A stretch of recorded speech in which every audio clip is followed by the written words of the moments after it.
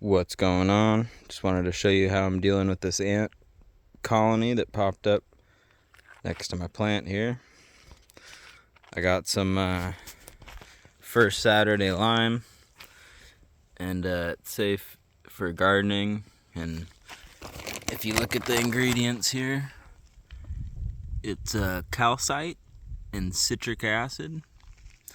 So it's fine to put around my plants. Won't hurt anything, but if any insects walk through that, it will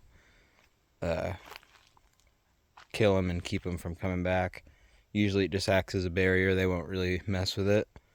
So yeah, I had a big colony here and a big colony here, and so I came in, scooped it, and the colony was walking through this plant and going to another hole over there, and so I put a barrier around this whole plant, and since then they haven't been really messing around. I've seen a couple here and there, but that's about it. And then in this new colony where they were going, I filled that in as well. Didn't need much, just a little scoop here and there, and ever since then they haven't come back. So as you can see, I got a perimeter here, and ants will kind of be a pest.